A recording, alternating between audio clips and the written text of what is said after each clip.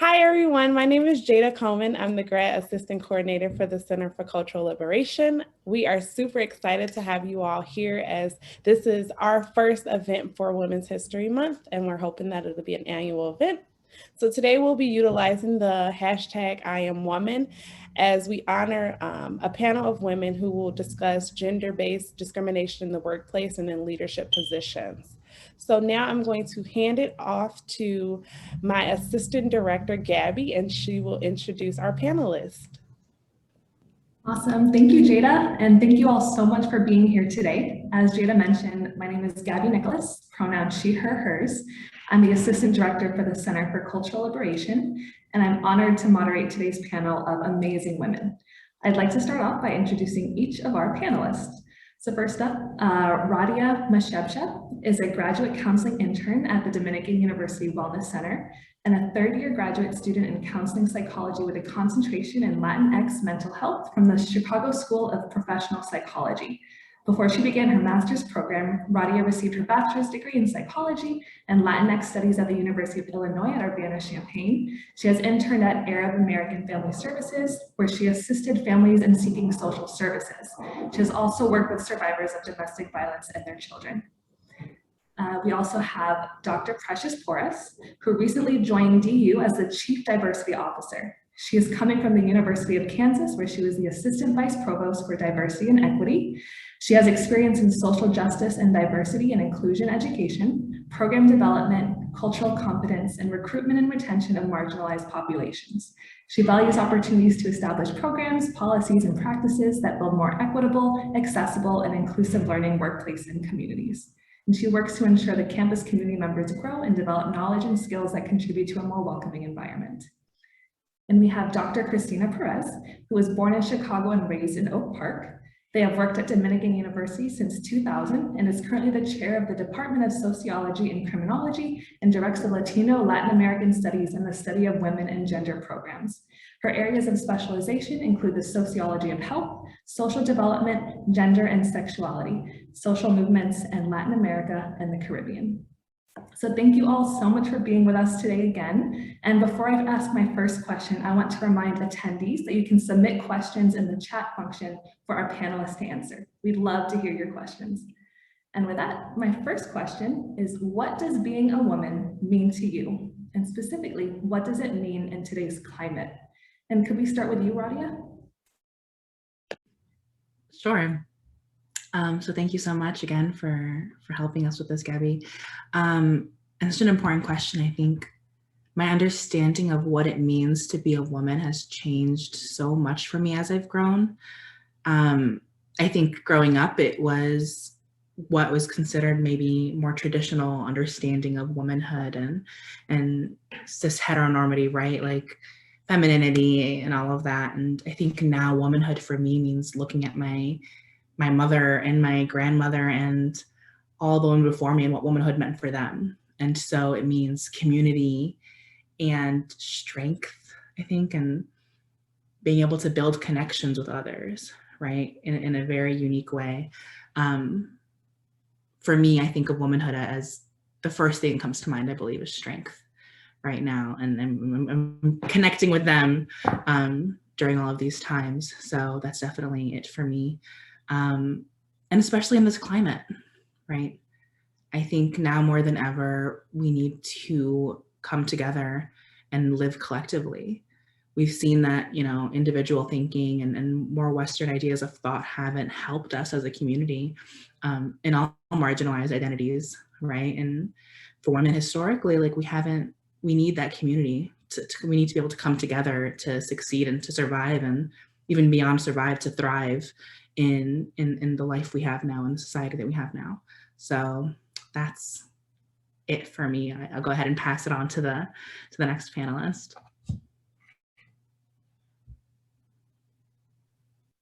I can go. For me, I can't separate this identity from my race. And so as a Black woman, what it means is, I'm going to copy from Radia and say community. And I'm in a position of privilege to pass on some of the things that I've done and uplift other women of color. I think that's incredibly important to build that community and support each other in this time when there seems to be so much violence happening against women of color. And so really just being able to be there to support each other. But my identity has also shifted as a new mom. I have a daughter who is 10 months old, and I've always been passionate about supporting women and advancing women, and I've worked in higher education for a long time and supporting female students, but really being conscious about the messages that I send to my daughter about her value and her worth, and those being internal and not being external. It's been a constant day-to-day test to also then reframe those same messages to myself and view my internal wealth and pass that on to her. And so reframing what it means to be a parent has shifted what it means for me to be, has shifted my concepts of womanhood, but in particular, my daughter is also a woman of color, what it means for her to be a Black biracial child as well. And so sharing those messages about her value and worth, and just making sure that I empower her to feel loved and strong. Yeah, you know, we look at Simone de Beauvoir, right, who talks about how women are made, not born. And I think that's kind of precious. And Radia, you know, touched on that what it means to be a woman shifts. And womanhood is something that is constructed. And I think, you know, this climate, it makes, you know, we think about this last year, right? This country has been burning down, and a lot of our communities, which have always been under attack, you know, that's kind of come to the forefront. And now everybody sees, oh, you know, we're really under attack all the time. And then with the pandemic, the way that has impacted all women, right? And so it feels like a very fragile time for all of us. But for some of us, it's just a continuation of, you know, just tremendous vulnerability and pain, and, you know, the aggression of the violence and all the different ways that we experience the violence, whether it's economic violence. You know, think about the way that because of the way we do gender and the primary responsibility that women still have for childcare, what that has meant in the last year.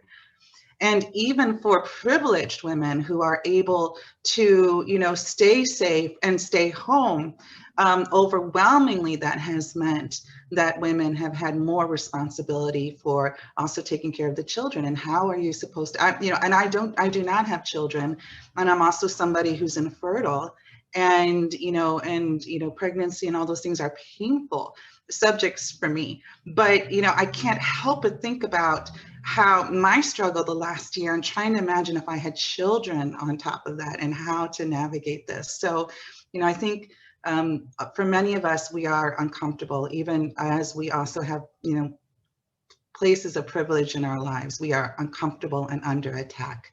And this last year and this climate has only made that more clear. Thank you each so much for sharing.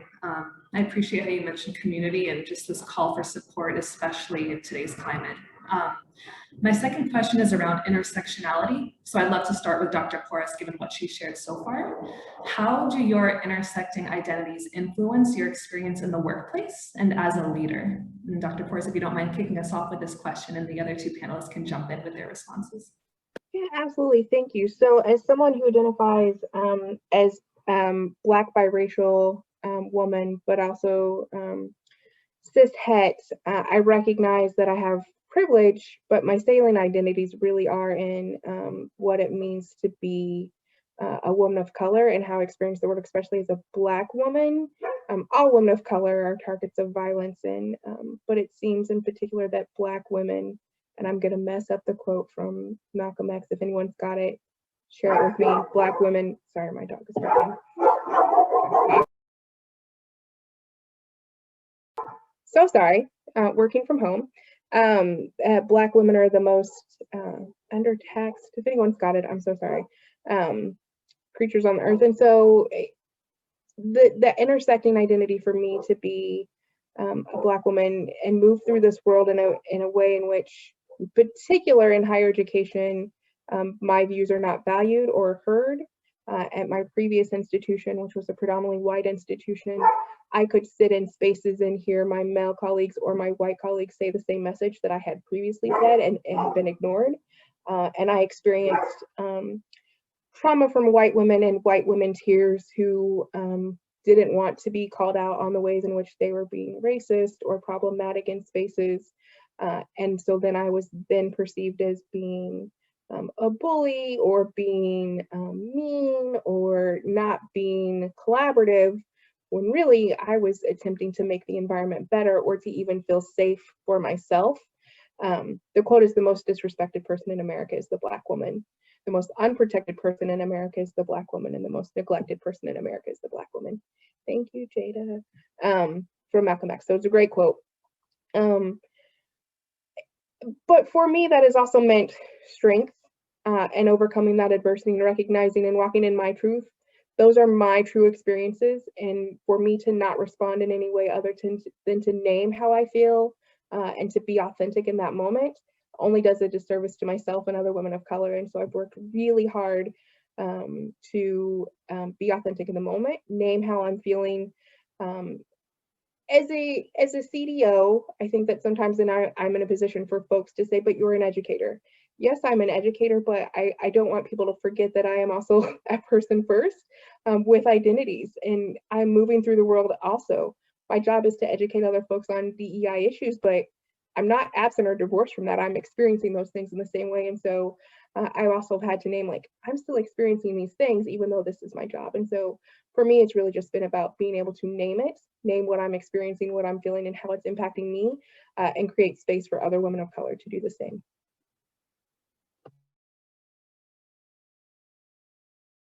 Could you repeat the question? Of course. It's, how do your intersecting identities influence your experience in the workplace and as a leader?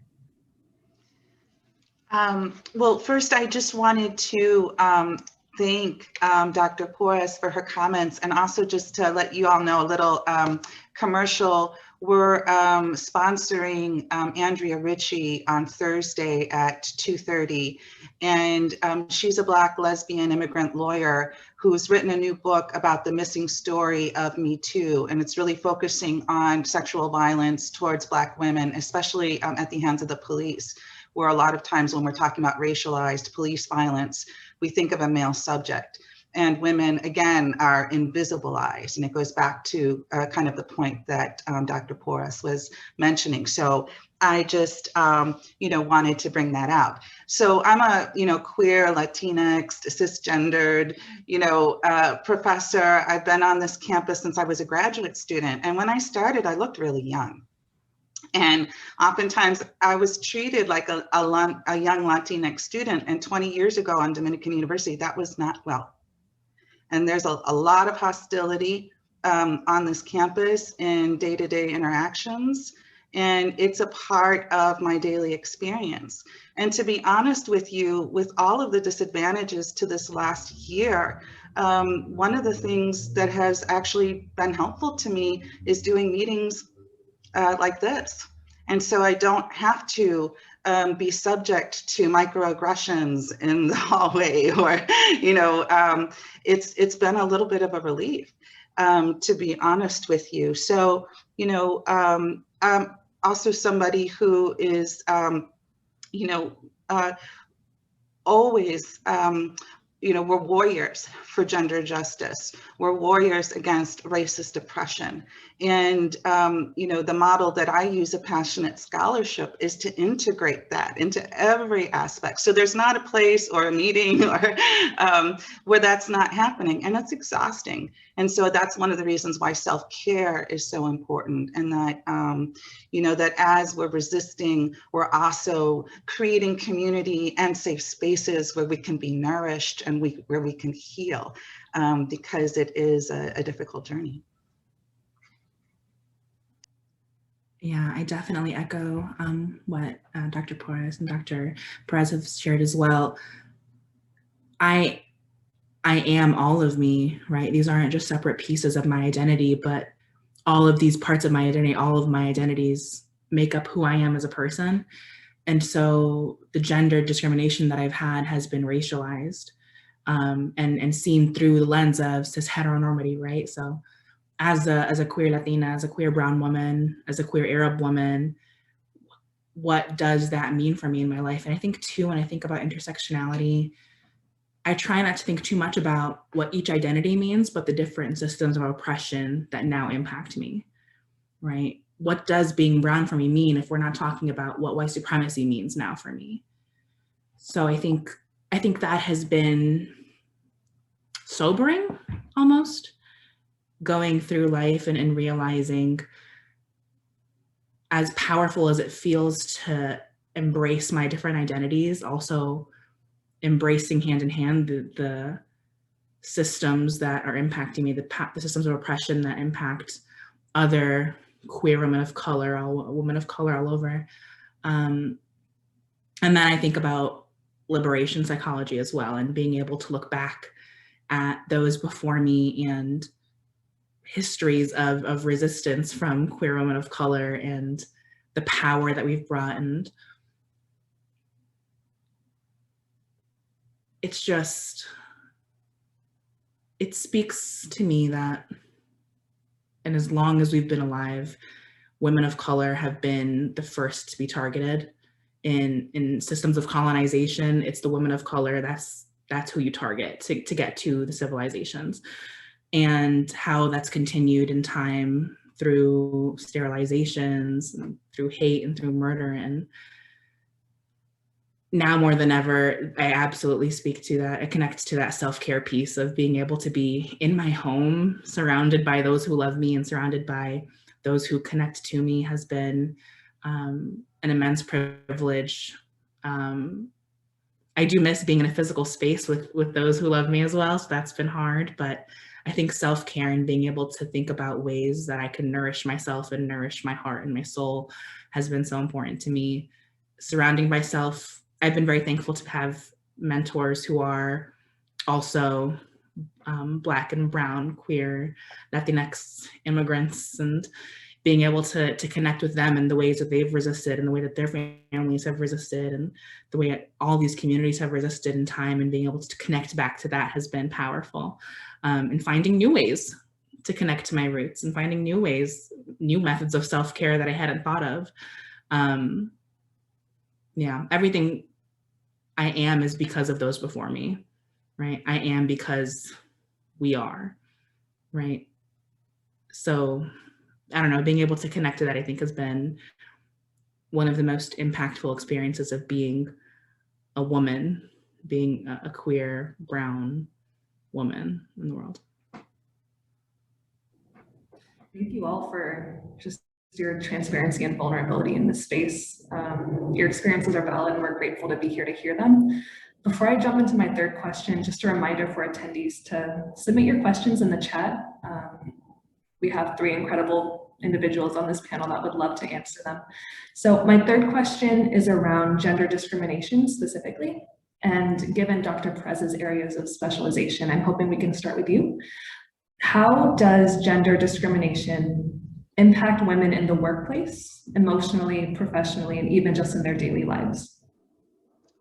Yeah, it's just devastating.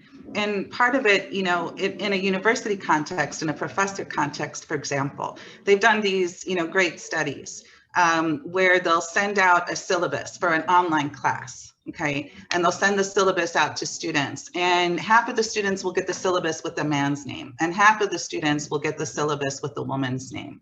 And automatically they believe that the same exact syllabus, the only difference is whether they think it's been prepared by a man or a woman. The male syllabus will get higher ranks, you know, more organized, better put together. That and like there's this, you know, assumption that the man knows more, gets more respect. So the minute a female professor walks into the classroom, we're already, you know, dealing with all kinds of barriers that, again, this is unconscious bias, right, that our students have taken in and are bringing into the classroom. And if you are a woman of color, that is even increased. And so, and this oftentimes is happening even before the courses start, right? Even if you don't know the professor, you see their name. And so the kinds of discrimination that we're dealing with is multi-level, it's constant, and it is something that we have to navigate. I think it's also incredibly important, just like in a workplace situation, the same thing that happens with the syllabus happens with the resumes, right? So when you apply automatically, men, or we think about the mother tax, where fathers are very desirable job candidates because employers assume, well, if he's a father, then he's responsible and he really cares, right? Where if you're a mother, it's called a motherhood tax, and you're less likely to receive a job offer. They pay the fathers more than they pay the mothers. And so the kind of discrimination that we're facing at every level of our career is something that has to be constantly resisted. We have to be reflexive all of the time, and we need to analyze all of our policies to make sure that we're not reproducing this, that we are resisting it. And it's not something that you just revise and then say, okay, we're done. No, this has to be a constant, process as the conditions on the ground change.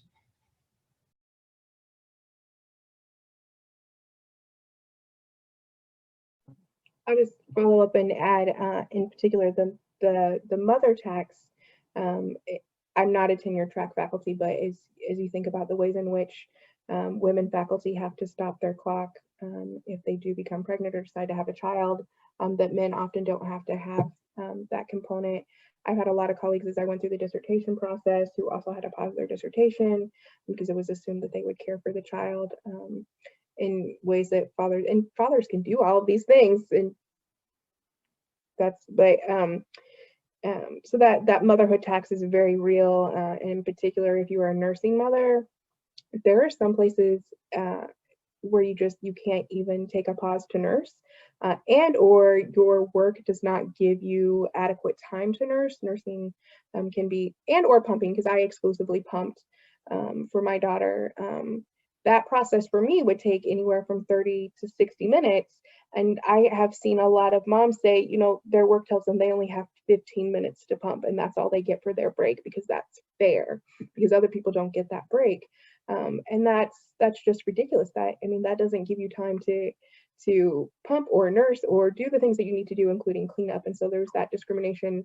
And as Dr. Perez is saying, we need to really look at policies and procedures that limit women. And if you take a look at, speaking to the pay issue, if you take a look at pay gaps for women across the board, they're huge. And when you also factor in race, they're even larger, right? So if women make 70 cents for a dollar that men make, that's typically white women. Women of color make less than that. So again, we can't divorce race from this conversation about gender either. Absolutely. I think I'm in a unique position as well, being in academia still as a student, as a graduate student and a graduate research assistant, seeing what my mentors and my PIs have gone through. One, a brown Latina woman, and the other an Afro-Latinx queer man, and the way their evaluations are the evaluations that they receive and how different they are when they teach very similar courses, and both bring such powerful content to the classroom and such powerful information, and the criticisms that the women professors have. And it's interesting too, I think, being in the counseling field and in psychology, people largely think about it as a woman-centered field. It's mostly women. When a man comes into the room as a counselor, it's like, oh, interesting. And that's telling to me too. We have in a class maybe one or two men in the classroom, and they're praised. They're like, oh my God, you must be, oh, for you to want to be a counselor, you must have so much to offer. And I'm like, I must be missing something, because I know my qualifications. Like I know where I stand. But it's a double standard, and it truly is, and especially when it's racialized as well. I think about the ways men aren't required to push the limits of what a workplace means either.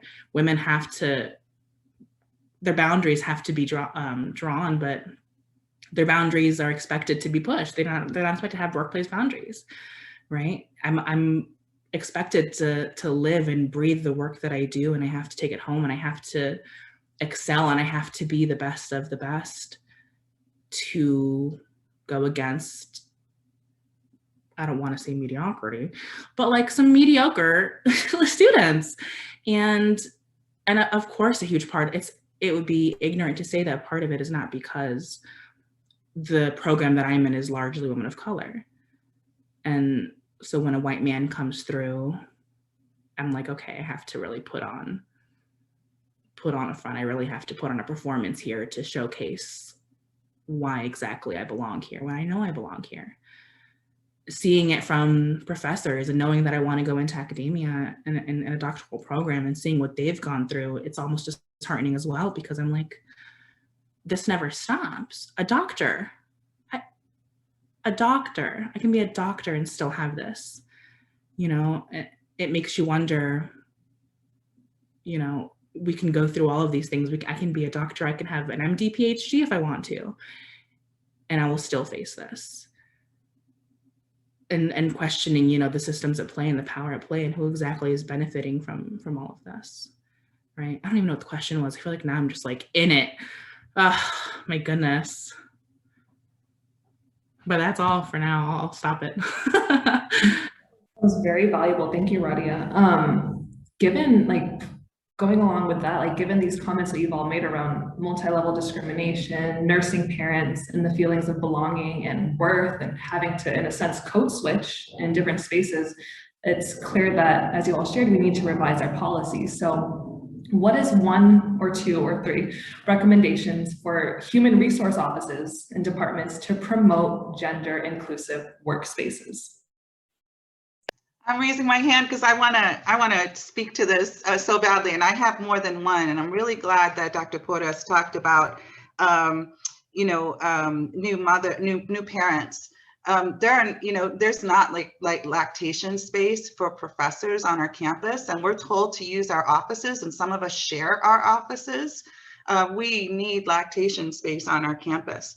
Lots of times, faculty meetings are scheduled in late afternoons, assuming that we're not parents. And that's, oftentimes around the time parents have to pick up children from daycare or from after school programs. So basically the meetings are scheduled at times when parents who have to do that cannot attend. That is a structural barrier to attendance. And it is a gendered barrier because a lot of that responsibility still falls on women. I would say Dominican is fundamentally a family unfriendly campus. Children are not welcome. Children of employees are not welcome on this campus. And I would argue that that is very, very wrong. And people who argue that children do not belong on campus because it is a workspace do not understand the role of a university and intergenerational learning.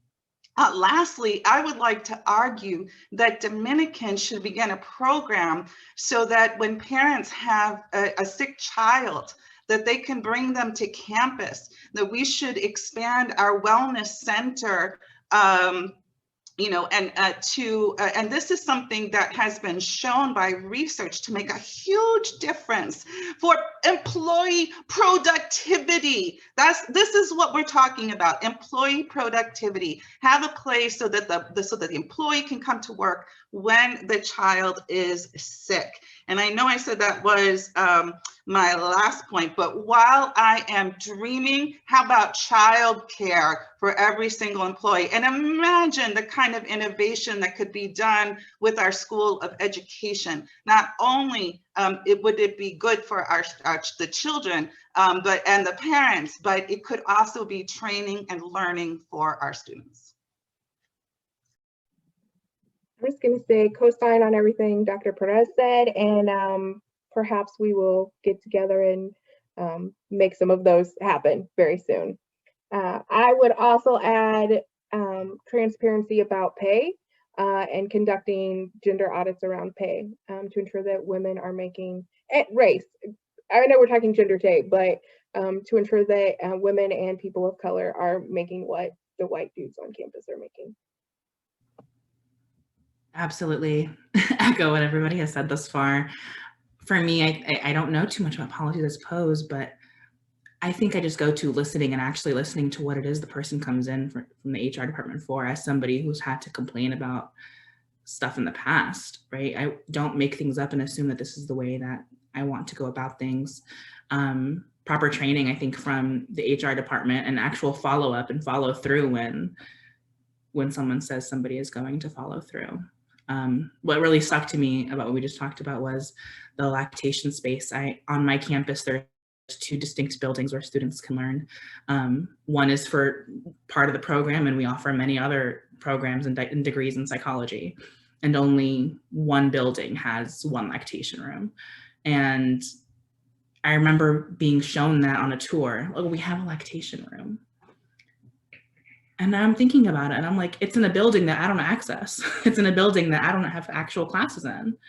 It's in a completely different area, in a giant building downtown in the Loop. So thinking about access to that for faculty, but also for the students that attend. And I think being on Zoom now, the added pressure for the students that I've seen, for the student mothers that I have seen who are now taking care of children while also attending classes and presenting their cases and presenting their huge projects, right? Some leniency and some understanding when the camera has to come off. Some understanding when, you know, I'm not able to attend class during this time, but I can get work done some other day, right?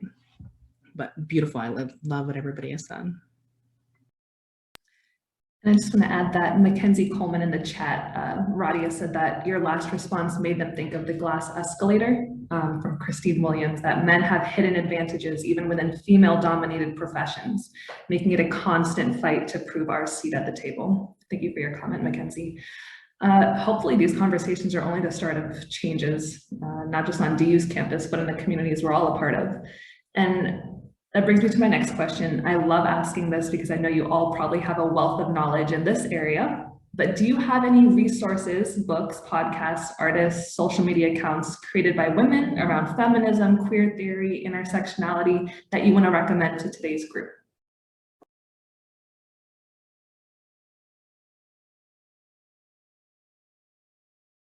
Okay. Well, so I'm sorry, I haven't read this yet, but I just heard about a new book called Work Won't Love You Back.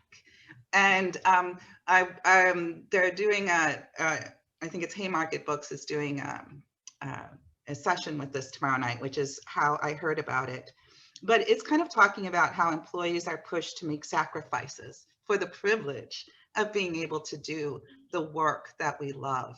And one of the things that I'm very excited about the younger generations is you're better talking about boundaries. For anybody who was at the SWG conference on Saturday and heard Fabiana Rodriguez, she was like, my parents, we didn't have any boundaries. You know, we don't know about boundaries. I've seen the younger generation be able to speak back and talk about toxic workplaces, talk about, life balance. Those kinds of things. I don't feel like I got enough of that as I was a young person. And I know that I have to be really thoughtful about how, I'm the chair of a department and how I, work with the faculty and with the students and being really, really thoughtful about this. Our life is more than our work. And our work is more than our jobs. And in a place like Dominican that's mission-centered, and a place like Dominican where I do the work that I love, I still have to stop. And I still have to take care of myself. And I still can't give it all away to a university. And we still don't work for free. And we need to not only, demand, but we have to really learn and cultivate how to create new kinds of workspaces and how to engage in them and how to demand more of, more rights, more respect. So those are just some of the things that I'm mentioning. And thanks so much for Jada for getting that up on. I'm going to say, come through Jackie with the quote that rest is an act of resistance, because yes, Please take time to rest and take care of yourself. I love to read, but I'm gonna go with one of my favorite books is You Are a Badass by Jensen Zero. For me, it came at a time in a journey when I just needed to say, yep, I'm pretty freaking awesome, and here are the reasons why. And it's a short read, walks you through a lot of reasons why I'm a badass. The Year of Yes by Shonda Rhimes. That one was a little silly, but also reminded me that opportunities that come when saying yes. But on the flip side of that, no is a complete sentence. That's it. Women, no is a complete sentence, period. You don't need to explain yourself to anybody. And I just picked up the Feminist Handbook, which I think is a useful exercise in doing some reflection. It's a more generic read, but it's a very helpful read. And it's just a whole bunch of prompts and reflections. And in the same token, Michelle Obama's Becoming book has a journal that goes along with it. And so it's also prompts and you can free write to those responses. I guess the book that I was going to recommend is cultural specific, but I believe it's called Being Muslim, and it's a cultural history of Muslim women in America and our presence and the resistance for many years before.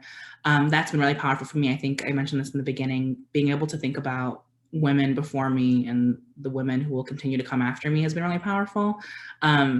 So it's been a lot of reading just history books and thinking about Latinx women and Mexican women. And for myself, thinking about Mexican women, thinking about Moroccan women who have persevered, have pushed through, have resisted from time immemorial.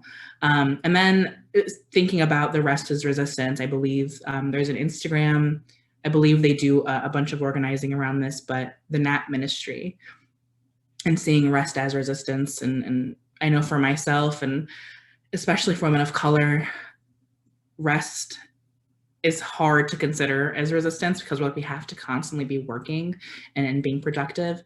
But something that I've been processing and kind of dealing with on my own has been, I'm resting for the women before me who weren't able to rest, resting for those before me who had to continue to push through and had to continue to work and had to continue to grind to get me to this point.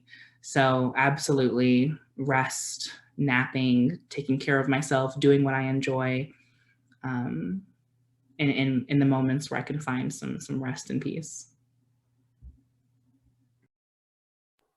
I'm very grateful for all of this resource sharing. And on the note of sharing, you've already shared incredible advice like creating boundaries, no is a full sentence, thinking about the women before us and those who will come after us, the importance of resting and taking care of our mental health. What advice do you wish someone would have provided you in the early stages of their career that you can share with this group?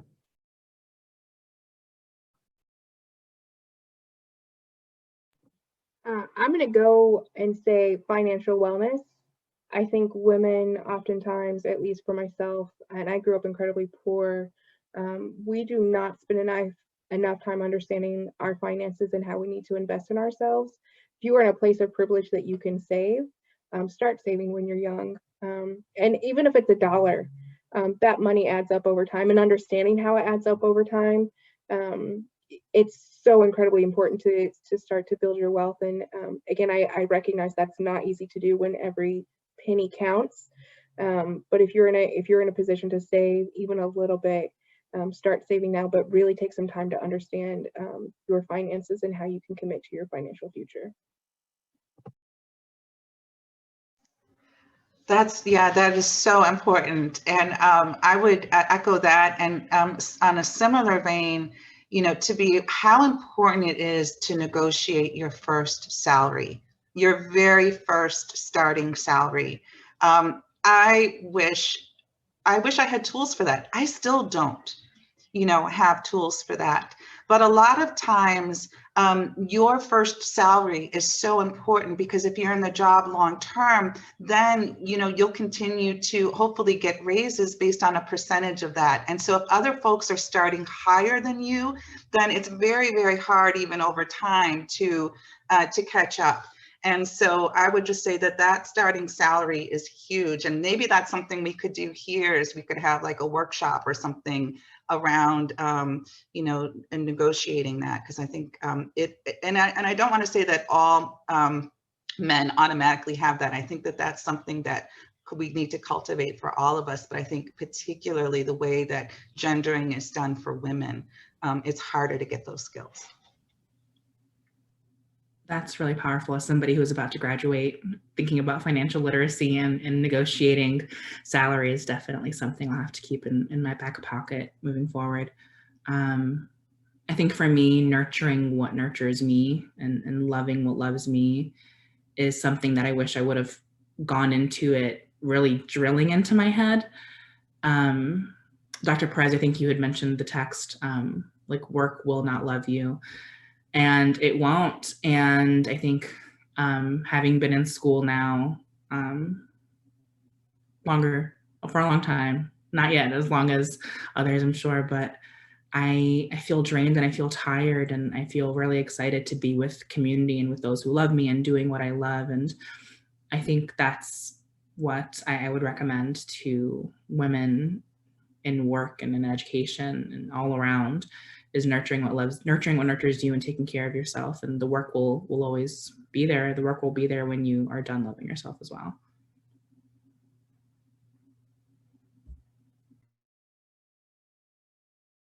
I think also I've been really fascinated by this fake it till you make it kind of mentality. And I think that for me, because like of my imposter syndrome, right? And by the way, I defended my dissertation on April 1st, April Fool's Day. So that might be part of my imposter syndrome. But for years, even after I, you know, had a tenure track position at Dominican University, I was waiting for somebody to say April Fool, somebody to come back, you know, and take that, you know, all away from me. And that is the mentality with which I walk through the day. And so I'm not always projecting the confidence necessarily, or I've learned to. It is a projection though. It's not something that I feel.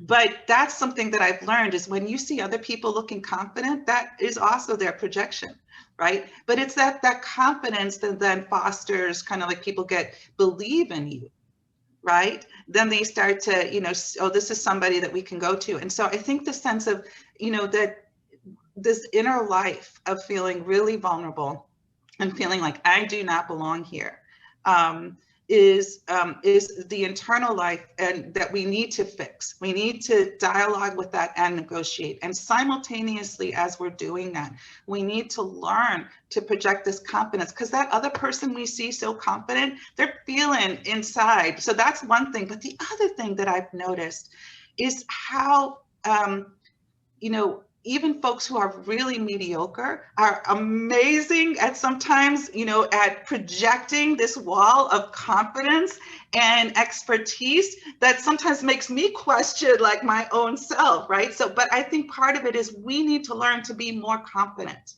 right? And sometimes we need to learn to fake it till we make it. I may not really be confident, but I'm going to act confident. And in doing that, things shift. Going off of that really quickly, I think, you know, it's no surprise that women of color and women in general, but especially women of color, feel that imposter syndrome so strongly. It's because we're told we're not supposed to be here. So, you know, it's no surprise that we're thinking, oh my God, I've managed to trick everybody thus far into thinking that I deserve to be here. Because the fact is, we're constantly reminded and we're constantly told, whether it's through policies or through direct words, that we weren't really supposed to be here. This space wasn't really meant for you. So imposter syndrome has definitely been something that I have been struggling with, and something that's always helped me, I think, has been having been able to create a community of women of color specifically around me who can insulate me and be there for me. And I know I have a community behind me always backing me up to be like, you're supposed to be here. Push through the intrusive thought of, oh my God, I managed to trick them all. Push through that. It's gonna move, you're fine. You're supposed to be here. You're doing what you need to do. You're doing what you've prepared to your whole life to do. You're doing well.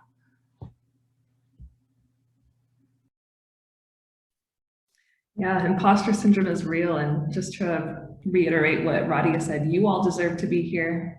We're proud of you. We're so happy that you're all here with us. And as Jada put in the chat, DU's career development team is amazing. So interview support, how to negotiate salaries, they're a free and valuable service, as well as a wellness center if you want support in nurturing your well-being. So thank you all so much for sharing your experience with us today. We greatly appreciate the work that each of you are doing in your individual offices and for the greater DU community. I'd like to hand it over now to Jackie, who will wrap up today's event. Thank you so much. I want to echo what Gabby just said. Thank you all for sharing your experiences of being so vulnerable with us today. We're just grateful to have these conversations that we know happen behind sometimes closed doors, right, with each other. But it is important to make institutional change by having these conversations with each other, but also folks that can actually sort of support us in this work. So I would like to end today's conversation with some announcements and some reminders of events, and then I will also end with the poem that many of you will probably know. So the first event is I want to just reiterate what Dr. Perez said about Andrea Ritchie's event, the missing story of #MeToo. That will be this Thursday, March 25th at 2:30 p.m. So same time as now. So please do join us for that event as well. And then another event that we also would like to sort of announce today, but it's going to be sort of going on throughout the month of the rest of March, and then April is Take Back the Night. So it's a national event that happens all over the country. A lot of universities celebrate it to raise awareness of sexual assault survivors and victims. So we're going to be using the hashtag #IamWoman and hashtag #TakeBackDU. So please do use it throughout your social media sites. If you manage your department social media site, please do use those hashtags. One of the things that we'll be doing, and you'll get more information in your email, is we will have a photo booth, a location to be announced in the week going up to Take Back the Night on April 15th from 6 to 8 p.m. We're going to have folks just come up to the photo booth, take a picture with some cool items that we're designing. And you'll be able to sort of just share this picture on social media, and we'll have a social media campaign that will, again, celebrate this event. So with that, I will close with a poem. So if you allow me, I will go ahead and share my screen.